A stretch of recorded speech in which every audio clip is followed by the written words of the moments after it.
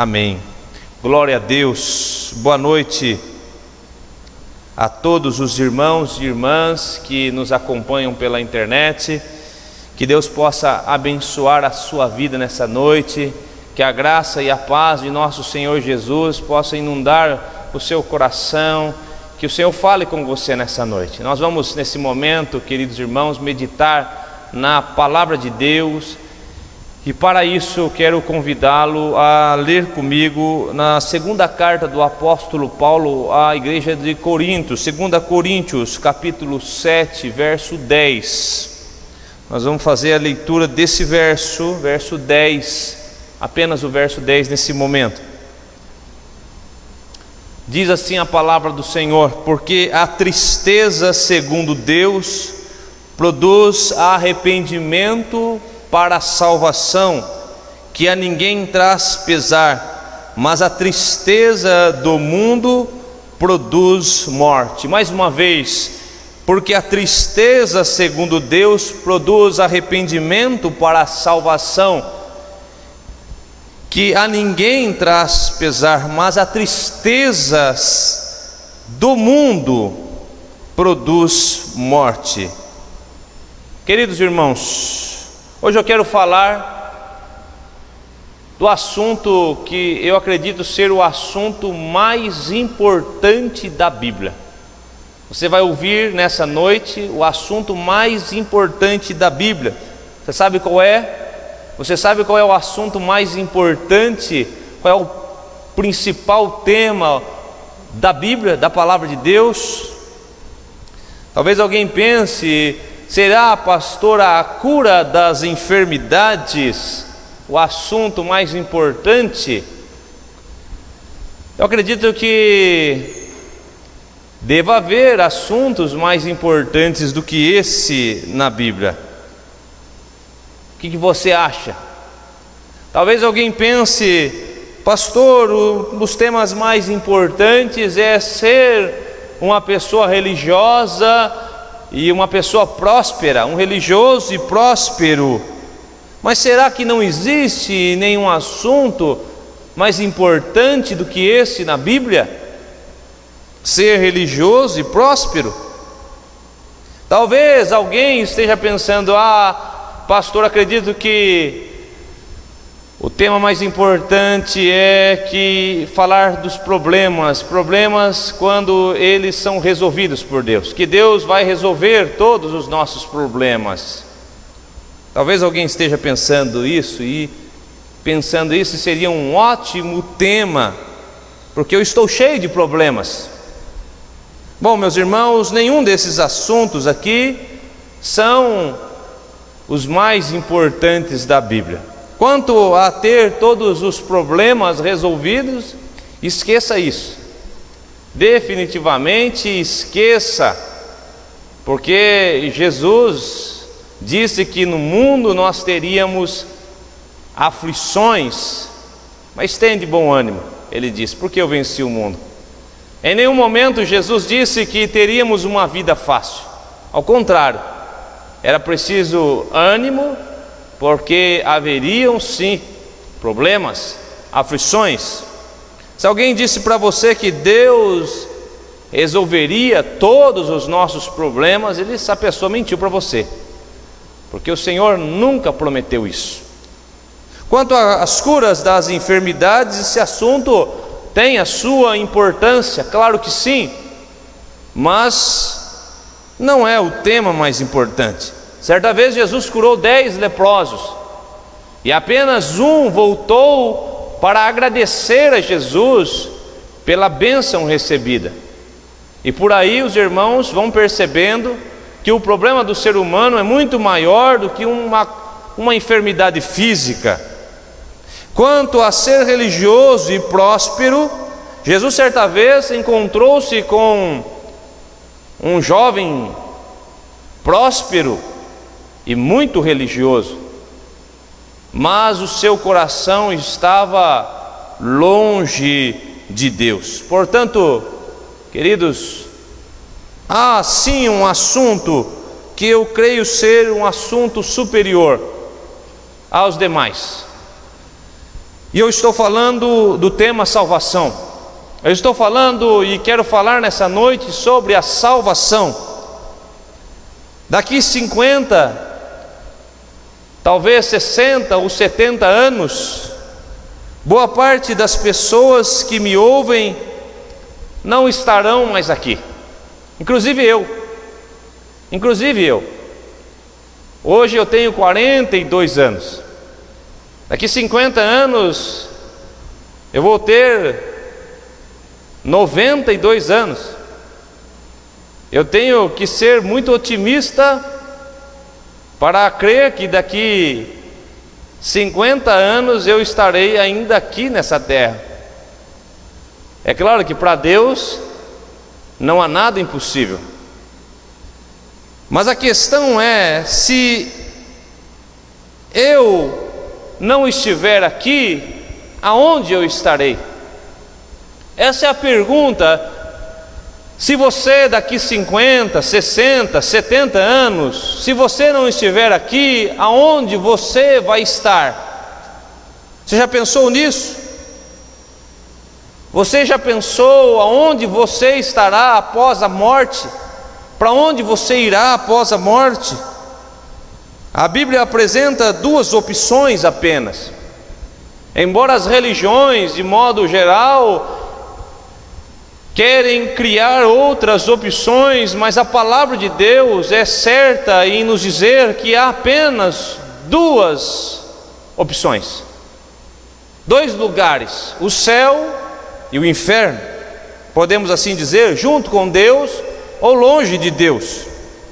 Vejam, portanto, como esse assunto é importante, pois estamos falando nessa noite de algo que extrapola a vida nessa terra. Estamos falando de eternidade, estamos falando da salvação. Esse assunto é o mais importante, sem dúvida, e por isso não podemos deixar de falar sobre isso. A vida terrena, ela é marcada por um início, nascimento, e por um fim, a morte. Portanto, a vida terrena, ela tem um limite de tempo. Uns vivem um pouco menos, outros vivem um pouco mais, mas é certo que todos um dia estarão diante da morte. É claro que se Jesus voltar antes, as coisas serão diferentes para aqueles que estão em Cristo Jesus. Mas se Ele não voltar em 50, 60 anos, com certeza eu não estarei mais aqui, e eu me depararei com a morte. E após a morte, diferente das coisas nessa terra, que tem um tempo, mas após a morte, podemos falar que não haverá mudança, não haverá alteração no estado das coisas, não haverá. A Bíblia diz que ao homem está sujeito a morrer uma vez só, vindo depois o juízo. Hebreus capítulo 9, versículo 27. Então não haverá outra oportunidade, então não haverá outra chance, não haverá alteração do status quo após a morte. A mudança deve ocorrer aqui. A eternidade deve ser decidida aqui nessa terra, nesse tempo que Deus nos dá. A Bíblia é clara em nos dizer que será uma única vez. Ao homem está sujeito a morrer uma vez, uma única vez. Portanto, a sua eternidade será decidida, meu irmão, minha irmã, enquanto você viver nessa terra. Depois disso, nenhum dos vivos poderá fazer nada por você, dos que ficarem aqui. E nem mesmo aqueles que morreram já e se encontram com o Senhor, eles não podem fazer nada por você. E a Bíblia diz que há um só caminho, há um único caminho para que o homem viva eternamente ao lado de Deus. e seja livre da perdição eterna. E esse caminho se chama Jesus Cristo. No Evangelho de João, capítulo 14, verso 6, Jesus disse: eu sou o caminho, e não um dos caminhos, porque não há outro caminho. Está no singular: eu sou o caminho, a verdade e a vida, e ninguém vem ao Pai senão por mim. Ele é o caminho, Jesus é o caminho. E esse caminho deve ser percorrido pela fé. Pela fé. A fé em Cristo e a fé na sua palavra. Romanos capítulo 1, verso 17 nos diz Paulo que o justo viverá da fé. Se a vida na nossa vida terrena houver fé, há verdadeiramente vida. Do contrário, meus irmãos, não há vida. Se não há fé em Jesus Cristo, não há vida. Não há vida espiritual. Sem fé é impossível agradar a Deus. Sem a fé em Cristo Jesus opera a morte, e morte espiritual e morte eterna. E era assim que todos estavam. Todos nós estávamos assim, mortos, debaixo do poder da morte. Nos disse também Paulo à igreja de Éfeso, capítulo 2, verso 1, que Ele vos deu vida, estando vós mortos nos vossos pecados e delitos. Em Cristo nós recebemos vida. Um homem sem Cristo está totalmente morto, espiritualmente morto, separado de Deus e perdido. Ele pode até ser um religioso, como aquele jovem rico que falou com Jesus. Ele pode ser um religioso, mas sem a fé genuína, a fé salvadora em Cristo Jesus, o homem está numa condição terrível, desesperadora, uma condição de morte. Ele está separado de Deus, e a Bíblia diz que ele é inimigo de Deus. E se assim permanecer até o fim da sua vida, se ele não for reconciliado com Deus por meio de Cristo, ou seja, se não houver fé salvadora em seu coração, ele passará a eternidade longe de Deus, perecerá para todo sempre. A salvação, ela é obra da graça de Deus. A salvação é um favor imerecido de Deus aos homens. Efésios capítulo 2, versículo 8 e 9, nos diz Paulo: porque pela graça sois salvos, mediante a fé. E isto não vem de vós, é dom de Deus, e nem de obras, para que ninguém se glorie. Não há méritos no homem. Se você crê verdadeiramente em Jesus, não há méritos nisso. Os méritos são apenas de Deus em Cristo, porque a salvação é pela graça, é um favor imerecido. Não há do que o homem se gloriar. Ninguém merece, mas Deus dá gratuitamente, por meio da sua graça e através da fé no seu Filho, o Filho do Deus vivo. Pois do contrário, queridos irmãos, estaríamos todos perdidos, todos, sem exceção. Mas o Senhor, provando o seu amor por nós, Ele entregou o seu Filho, o seu único Filho, para morrer aquela morte terrível, a pior de todas as mortes, a morte de cruz. E aquela cruz não era dele. Ele tomou ela para si, é verdade, mas ela não era dele. Aquela cruz era minha, aquela cruz era sua. Você merecia aquela cruz, não ele. A cruz de Cristo, na cruz de Cristo, Ele, o Senhor, suportou os nossos pecados. Na cruz, Cristo suportou o castigo que nós merecíamos. Ele suportou a ira do Deus vivo, a ira do Deus vivo, pois o pecado atrai a ira desse Deus que é santo e que se ira contra o pecado, porque Deus odeia o pecado. E quando Cristo levou os nossos pecados naquela cruz, Ele atraiu sobre si a ira do Deus Santo. Ele tomou sobre si o castigo que era nosso, que nós merecíamos. Conforme nos diz o profeta Isaías, capítulo 53, verso 5, o castigo que nos traz a paz estava sobre Ele, e pelas suas pisaduras, ou pelas suas feridas fomos sarados. Sem merecer, Ele não merecia, mas Ele foi castigado em nosso lugar. O verso 7 de Isaías 53, o profeta diz: Ele foi oprimido, Ele foi humilhado, mas Ele não abriu a boca. Como um cordeiro, Ele foi levado ao matadouro, e como ovelha muda perante os seus tosqueadores, Ele não abriu a boca. Ele se calou, Ele não reclamou, Ele não murmurou, mas Ele suportou tudo aquilo por nós.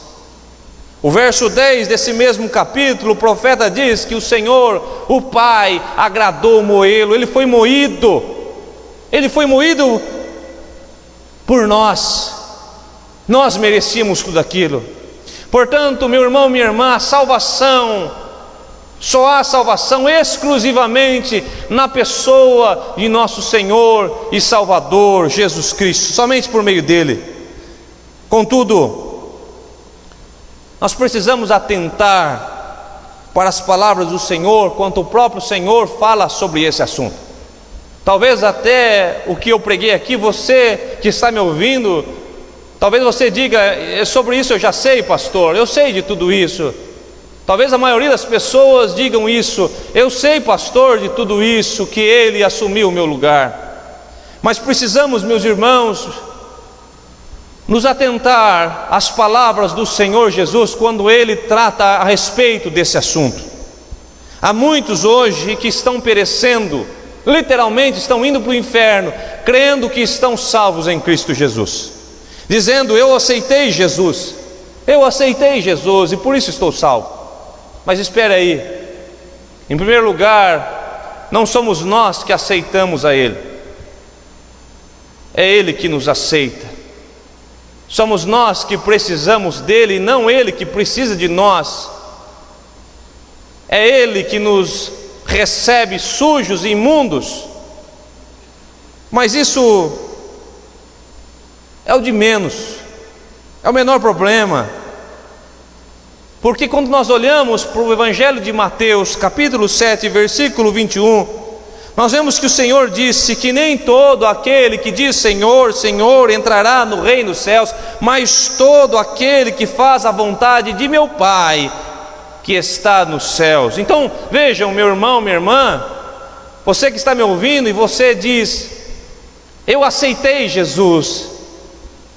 Muito bem,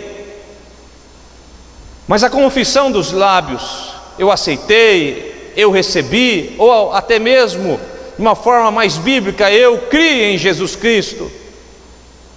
Somente a confissão, embora seja o começo, mas não é o suficiente, segundo as palavras do próprio Senhor Jesus, quando trata a respeito desse assunto. Ele diz: nem todo aquele que fala, nem todo aquele que professa Senhor, Senhor herdará o reino dos céus, mas sim aqueles que fazem a vontade do meu Pai que está nos céus. Então eu não devo me satisfazer com a minha confissão, com a confissão da minha boca. Eu recebi Jesus no meu coração, eu fiz uma oração e eu recebi Jesus. A fé salvadora não se limita apenas a uma confissão. Não estou dizendo que a confissão não é importante. A própria Bíblia diz que nós devemos crer, e aquele que crê de coração e confessa com a boca será salvo. Mas não é só isso. Nós precisamos entender que vai além disso. A verdadeira fé, a fé salvadora, ela vem acompanhada de algumas coisas importantes que eu já vou dizer. Mas antes disso, é importante dizer que nosso Senhor, Ele foi muito claro em dizer também a respeito desse assunto, que há dois caminhos. Em Mateus capítulo 7, versículo 13, ele diz: entrai pela porta estreita, larga é a porta e espaçoso o caminho que conduz para a perdição, e são muitos os que entram por ela. Porque estreita é a porta e apertado o caminho que conduz para a vida, e são poucos os que entram, os que acertam com ela. Vejam, meus irmãos, que são poucos os que entram por essa porta, a porta da salvação. Jesus disse isso, não fui eu. Ele disse que são poucos os que entram por essa porta, mas são muitos os que entram pela porta da perdição. Por isso nós precisamos analisar nossas vidas, nós precisamos ver que caminho estamos percorrendo, qual o caminho que estamos andando, se é no caminho estreito, se estamos andando em direção a essa porta que nos leva à salvação, ou estamos andando por um caminho largo, estamos andando numa direção, num caminho que nos conduzirá à perdição, nesse caminho que é o caminho que a maioria andam, que o mundo anda. É preciso que eu olhe para a minha vida, que você olhe para a sua vida, analisemos as palavras de nosso Senhor Jesus, avaliemos se estamos no caminho estreito ou no caminho largo. O apóstolo Paulo falou sobre isso. A igreja de Corinto, na sua segunda carta, capítulo 13, verso 5, Paulo diz: examinai-vos vós mesmos, se realmente estáis na fé, provai-vos vós mesmos. Nós precisamos fazer esse autoexame, meus irmãos. É orientação bíblica, é orientação da palavra de Deus que eu faça um exame, um autoexame na minha vida, que você faça um autoexame na sua vida, para que você veja se você realmente está na fé, ou se a sua fé, ou se a minha fé é uma fé apenas de palavras, apenas de confissão. Porque se a nossa fé é uma fé que se expressa apenas em palavras, em confissão, com certeza essa fé não é a verdadeira fé, não é a fé salvadora, é uma fé morta, é uma fé que está baseada numa religiosidade vazia, morta. E eu preciso então avaliar se o caminho que eu estou é o caminho estreito, se a minha vida se enquadra nesse caminho ou não. Aí vem uma pergunta importante: mas pastor, como eu faço isso? Como saber se eu estou na fé? Como saber se realmente sou um salvo em Cristo Jesus? Como saber? A fé genuína, meus irmãos, a fé salvadora, ela vem acompanhada de arrependimento. Não existe salvação sem arrependimento. É sobre isso que eu quero falar nessa noite. Eu quero falar sobre salvação, mas o ponto principal aqui é o arrependimento. Preste atenção nisso. Deus não justifica aquele que vive em pecado. Não se engane. Deus não justifica aquele que vive no pecado. Deus em Cristo justifica aquele que se arrependeu do pecado. Você pode aceitar Jesus 1000 vezes, você pode ser batizado 1000 vezes, até no Rio Jordão. Há muitos que valorizam isso. Você pode fazer boas obras, você pode fazer o que você quiser, mas se não houver arrependimento, você está perdido. Você está perdido. É o que a Bíblia diz. Atos capítulo 2, verso 38, o apóstolo Pedro, pregando aquela multidão, ele diz: arrependei-vos e cada um de vós seja batizado em nome de Jesus, para a remissão de vossos pecados, e recebereis o dom do Espírito Santo. A palavra de Deus nos chama, meus irmãos, ao arrependimento. Ela nos chama ao arrependimento. Não podemos fugir disso. Agora vamos voltar para o texto que nós lemos no início. Vamos voltar para aquele texto que lemos 2 vezes no início. Porque a tristeza, segundo Deus, produz arrependimento para a salvação, que a ninguém traz pesar, mas a tristeza do mundo produz morte. Vejam as palavras do apóstolo Paulo aqui: arrependimento para a salvação. Existe uma diferença entre arrependimento e remorso. Arrependimento gera vida, produz vida, produz salvação eterna. Remorso produz morte, e morte eterna. Não houve diferença, meus irmãos, entre o pecado de Pedro e o pecado de Judas. Os dois pecaram. Pedro negou Jesus, Judas o traiu. Os dois pecaram, mas há diferença da forma como cada um deles lidou com o pecado. Pedro arrependeu-se do seu pecado, Judas encheu-se de remorso. Essa é a diferença. Pedro foi perdoado e salvo, e Judas pereceu eternamente. Vejam, meus irmãos, que os dois andaram com Jesus, os dois ouviram as palavras de Jesus, os dois confessaram Jesus, mas um foi salvo e o outro se perdeu. Reverendo Hernandes Dias Lopes comenta que o arrependimento envolve 3 elementos. Vejamos então quais são esses 3 elementos importantes que envolvem o arrependimento. Arrependimento, em primeiro lugar, é uma mudança de mente, meus irmãos. Mudança de mente. A palavra grega para arrependimento é metanoia, mudança.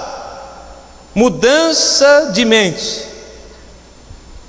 Aquele que se arrependeu, o salvo em Cristo Jesus, aquele que verdadeiramente foi salvo em Cristo Jesus, em primeiro lugar, ele teve uma mudança intelectual, uma mudança de conceito, mudança de mente. O cristão arrependido, o cristão salvo, regenerado, nascido de Deus, é uma pessoa que tem a mente de Cristo. Tem a mente de Cristo.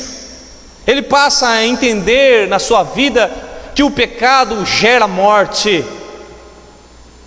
Ele passa a entender que o pecado entristece a Deus, entristece o Espírito de Deus e o afasta de Deus. E portanto, ele, como tem a mente de Cristo, ele tem na sua mente gravado: eu quero fazer a vontade de Deus, eu quero agradar a Deus. Aquele que se arrepende tem na sua mente a palavra do Deus vivo, está gravado na sua mente. O pecado na vida do salvo, ou seja, na vida daquele que realmente se arrependeu, não é mais uma rotina, porque a Bíblia diz que aquele que vive no pecado procede do diabo, é do diabo. Então o pecado na vida do salvo não é uma rotina, mas como alguns estudiosos nos dizem, ele é um acidente, é um deslize, é algo que aquele crente não queria, mas foi um acidente. Por isso o apóstolo João disse: filhinhos, não pequeis. A regra é não pecar, mas se alguém pecar, vocês têm um advogado diante do Pai, Jesus Cristo justo. Então a mente do salvo só tem uma coisa: eu quero viver em santificação, eu quero observar a palavra de Deus, eu quero agradar a Deus, eu quero andar com Deus. Minha vida agora pertence a Deus, o meu corpo agora é templo do Espírito de Deus, Ele é o meu Senhor, Ele é aquele que governa a minha vida, então eu quero glorificá-lo em todo o meu ser. Na mente do salvo tem aquele versículo: quer comais, quer bebais ou façais qualquer outra coisa, eu quero fazer para a glória de Deus. Isso é mudança de mente, é metanoia no grego. A pergunta que surge para mim e para você é: depois que você creu em Jesus, ou quem sabe, como alguns usam essa expressão, depois de que eu aceitei Jesus, depois que você aceitou, depois que você creu, depois que você se rendeu a Cristo, como diz que você fez, houve uma mudança de mente, a sua mente mudou, a forma de como você encara a vida mudou. Você precisa fazer esse exercício nesse momento. Você precisa pensar nisso, porque não estamos falando de coisas finitas e passageiras, estamos falando de coisas eternas. A vida com Deus não é brincadeira, não é brincadeira. Há muitos que estão brincando de ser cristãos, há muitos que estão levando a vida cristã de qualquer jeito, mas eu digo mais uma vez que depois dessa vida não haverá outra chance. Avalie a sua vida espiritual nesse momento. Outra coisa importante que está incluído no arrependimento, o arrependimento também é mudança de emoção. Conforme o texto que nós lemos, o arrependimento é a tristeza segundo Deus, tristeza segundo Deus, ou seja, o próprio Deus produz, o próprio Deus gera, o próprio Espírito de Deus que habita no cristão, naquele que foi salvo, gerando nele um sentimento de profunda tristeza, tristeza que gera vida. A tristeza do mundo, diz o texto, gera morte, mas a tristeza segundo Deus gera vida. O arrependimento gera uma tristeza pelos pecados cometidos. Se você sente tristeza, você sente tristeza quando você peca, quando você erra, quando você peca, o seu interior se enche de tristeza, ou você não sente nada? O arrependimento produz uma insatisfação no coração do pecador, de tal forma que ele quer romper com o pecado, ele quer abandonar o pecado, e ele se agarra a Cristo pela fé. Ele se agarra a Cristo pela fé, porque Cristo é a única salvação dele, mas ele rompe com o pecado pelo poder do Espírito. Sem arrependimento, meus irmãos, a pessoa pode até ficar triste, sim, pode ficar triste.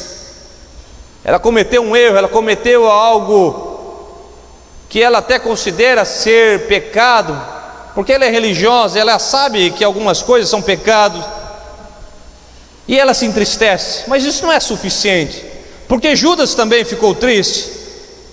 Mas essa tristeza que não vem de Deus, essa tristeza do mundo, ela ainda leva o pecador a se afundar ainda mais e mais, porque não é arrependimento, é remorso.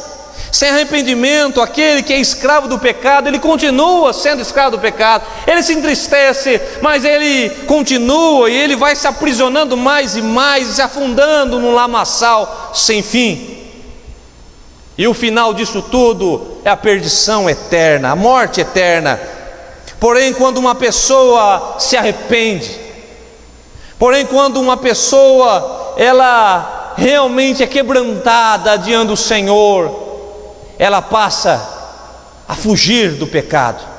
Ela não foge só da consequência, porque há muitos que fogem da consequência do pecado. Eles sabem que o pecado gera consequências nessa vida, e pior, há consequências eternas, e elas querem, ou melhor, elas não querem a consequência do pecado, mas elas querem o pecado, elas querem viver no pecado, elas têm prazer no pecado, elas até confessam os seus pecados, mas não há arrependimento. Meus irmãos, nós precisamos avaliar isso. Precisamos avaliar isso. Será que houve na minha vida um verdadeiro arrependimento? Será que houve na sua vida uma mudança de emoção? O pecado na sua vida e tem gerado profunda tristeza a ponto de você dizer: não, eu quero romper com isso, eu quero colocar minha vida no centro da vontade de Deus? Ou o pecado para você é só uma questão de abrir a boca e dizer: perdoe meus pecados, Senhor? Pense nisso.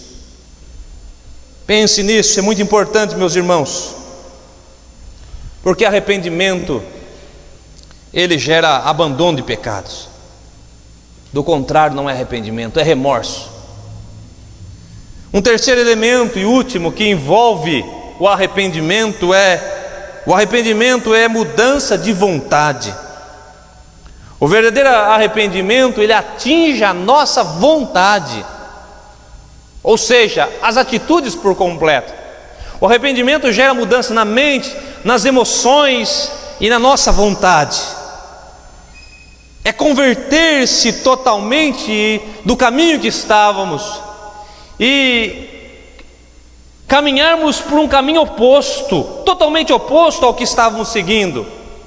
Judas deu os 2 primeiros passos importantes, que pareciam até ser o arrependimento, mas não era.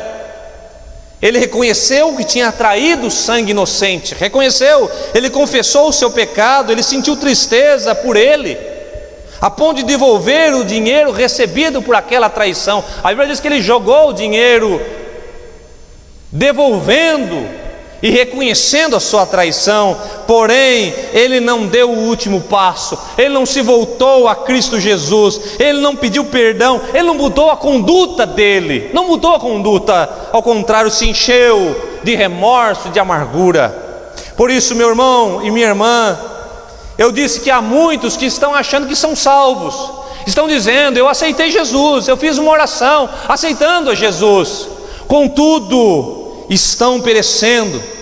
Se morrerem agora mesmo, serão surpreendidos pelo terror do inferno, porque não houve arrependimento sincero, apenas a consciência do erro, apenas uma tristeza, uma correspondente tristeza, mas isso não é suficiente segundo as Escrituras Sagradas. A tristeza é importante, a consciência do pecado é importante, mas é preciso você tomar a decisão e mudar suas atitudes de uma vez por todas. É preciso deixar o pecado, é preciso correr para os braços de Cristo. Meus irmãos, estamos falando do assunto que julgo ser o mais sério, o tema mais sério que a Bíblia nos dá. Quando olhamos para o filho pródigo, nós vemos que o filho pródigo caiu em si e ele voltou para a casa do pai. Agora pense comigo, se o filho pródigo tivesse caído em si, tivesse consciência apenas do seu pecado e ficasse lá remoendo e lamentando tudo aquilo, naquela pocilga, naquela situação que ele estava vivendo, nada teria mudado em sua vida. Mas a Bíblia diz que ele voltou para a casa do pai. É necessário que haja essa postura de mudança. Ele voltou. Nas palavras do pastor Hernandes Dias Lopes, ele encontrou o abraço da reconciliação, o beijo do perdão e a festa da salvação. Que coisa maravilhosa, meus irmãos, que coisa linda.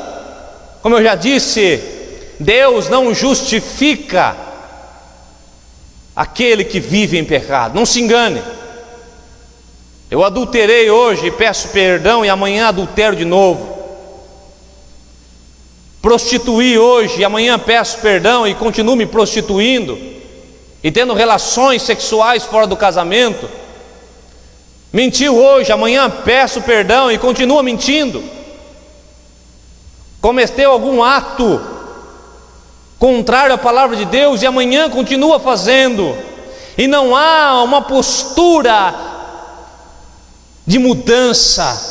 Isso definitivamente não é arrependimento, meus irmãos. Não há arrependimento no coração daquele que ainda continua amando aquilo que Deus abomina.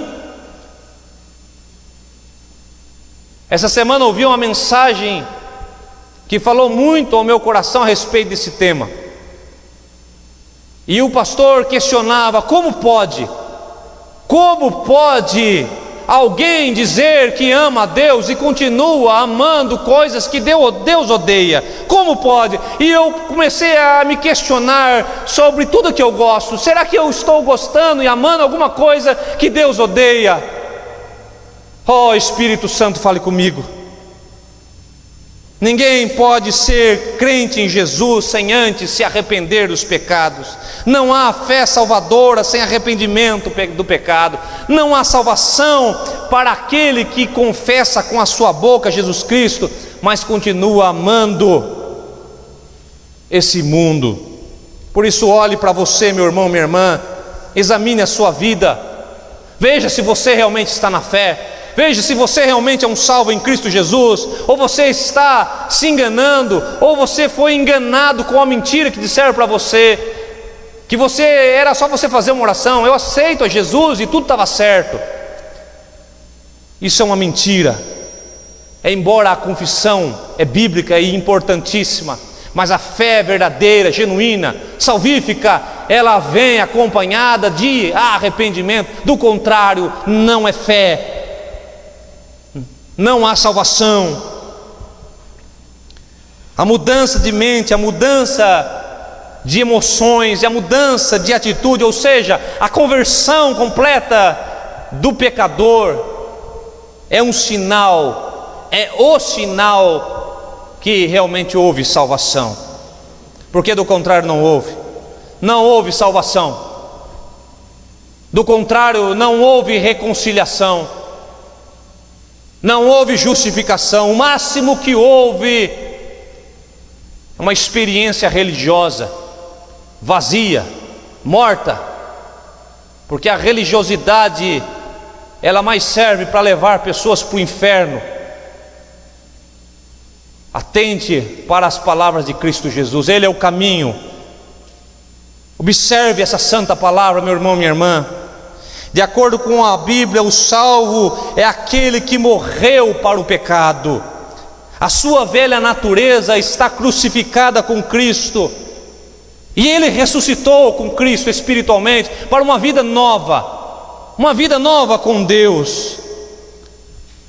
Você está vivendo isso hoje?